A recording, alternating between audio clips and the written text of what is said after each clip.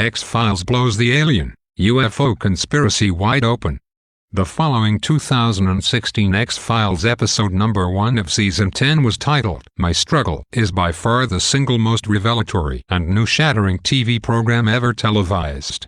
It contains more raw truth about how the world really works than all the TV shown in America since its inception in late 1930s.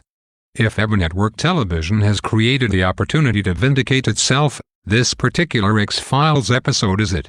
Anyone who watches this show ought to disseminate it far and wide, as many skeptical friends and family will receive highly radioactive truth through this particular show. What's really extraordinary about the highly classified information that is accurately imparted about the New World Order agenda is how obviously true it is. Evidence now abounds which confirms many of the details of the rapidly forming one-world government. Even the mainstream media is full of news reports which serve to verify many of the interlocking components of this ongoing global conspiracy that seeks total world domination. The original, unofficial story of the alien flying saucer or extraterrestrial spaceship that allegedly crashed outside of Roswell, New Mexico in 1947 has always been full of holes. For instance, how does such a technologically advanced extraterrestrial civilization crash their spaceship or flying saucer in the middle of the New Mexico desert? No, it really makes no sense.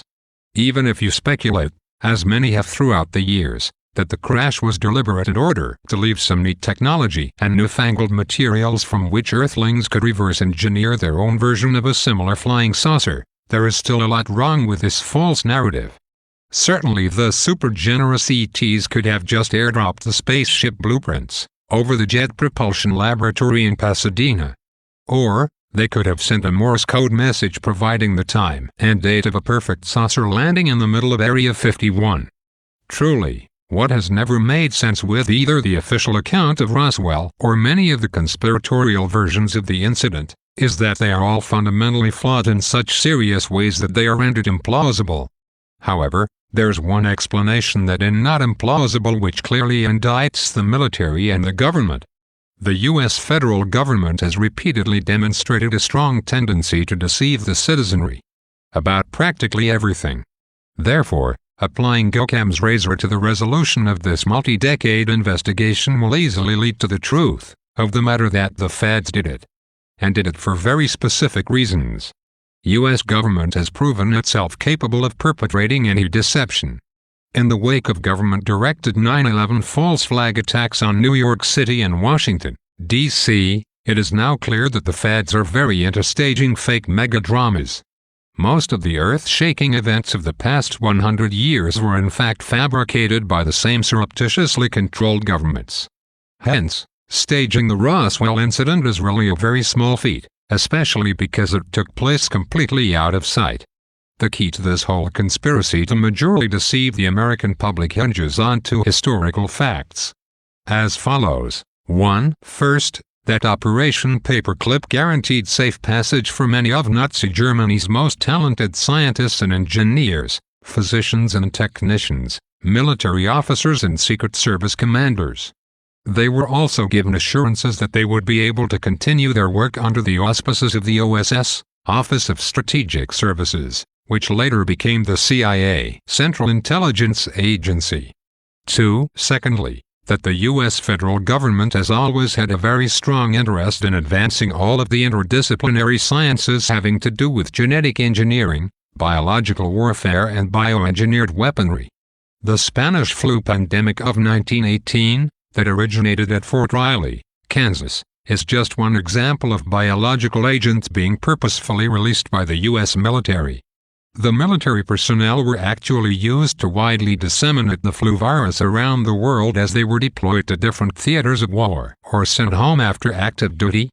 The critical point here is that the government has always had a high degree of interest in this type of dangerous scientific research and applied technology.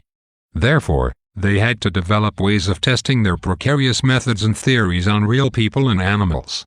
The massive number of inexplicable cow mutilations throughout the USA over the years is just one shocking example of what these government scientists will do for a specimen.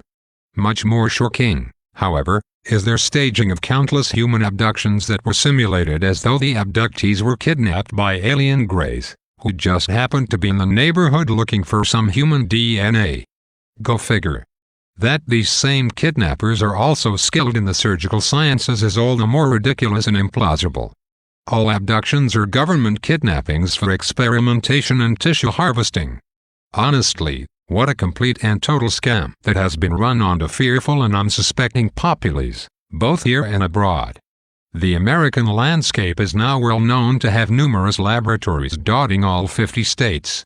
There used to be only one Plum Island ultra-secret laboratory. Now there are hundreds of similar facilities performing their unethical and risky experiments under the radar. So far off the grid and super secret are some of these high-tech lab operations that they are essentially invisible, even to the U.S. federal government. When viewed in this light, it's quite easy to understand that these agents and proxies of the U.S. government can get away with bloody murder any day of the week, as they often do. Hence, systematically abducting American citizens ought to come as no surprise. They can, and will, and do execute these deliberate abductions to accomplish a number of extremely nefarious goals. Their objectives have nothing to do with national security, as they often deceptively claim, and have everything to do with transhumanistic bioengineering, as well as seeking their ultimate goal of achieving physical immortality. You see, their agenda is multi-purposeful.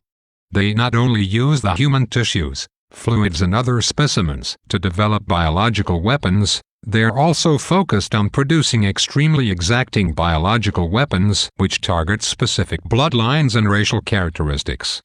Each and every staged abduction has explicit purpose, and that particular genotypes and phenotypes are pursued within various lines of research and development. Developing race-specific bioweaponry appears to be especially important to the new ruling cabal. What is also significant to note here is that the U.S. government has always maintained a massive database, as well as DNA and blood bank, on every American citizen. They possess all the genetic information necessary to clone virtually anybody. They also possess the exact day and time of birth of every individual born in the country. This data provides much useful information based on their clandestine pursuits within the astrological realm of understanding. After all, a person's precise birth chart conveys such a detailed blueprint of their life. It even contains the exact day and time of death. Area 51. What does all of this have to do with UFOs, ETs, and alien abductions? The U.S. government has been able to manufacture flying saucers since World War II. It has also been conducting flying and maneuver experiments for the same period of time.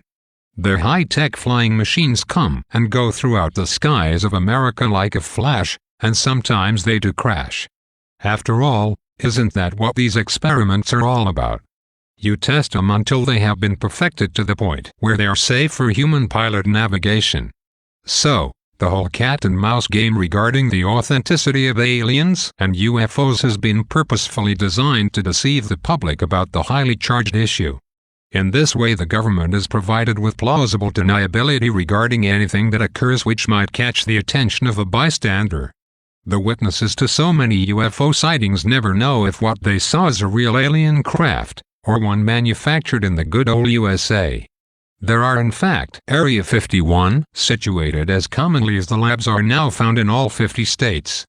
Much of this UFO, ET fraud does revolve around the need for the government to always have an enemy to point at.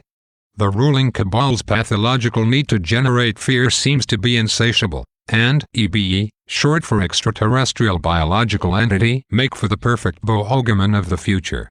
What better way to keep the masses in check, especially when the nations of the world really do decide to give up the perpetual war economy that has decimated the planet? What are they trying to do? That's the missing piece. But it's not hard to imagine. A government hiding, hoarding alien technology for 70 years at the expense of human life and the future of the planet. Driven not only by corporate greed, but a darker objective. The takeover of America. And then the world itself, by any means necessary, however violent, or cruel, or efficient. By severe drought, brought on by weather wars conducted secretly using aerial contaminants and high-altitude electromagnetic waves in a state of perpetual war to create problem, reaction, solution scenarios to distract, enrage, and enslave American citizens at home with tools like the Patriot Act and the National Defense Authorization Act, which abridged the Constitution in the name of national security. The militarization of police forces in cities across the U.S., the building of prison camps by the Federal Emergency Management Agency with no stated purpose, the corporate takeover of food and agriculture, pharmaceuticals and healthcare, even the military in clandestine agendas to fatten, dull, sicken, and control a populace already consumed by consumerism. And I encourage you all to go shopping more. A government that taps your phone, collects your data, and monitors your whereabouts with impunity. A government preparing to use that data against you when it strikes. And the final takeover begins. The takeover of America. By a well-oiled and well-armed multinational group of elites that will cull, kill, and subjugate.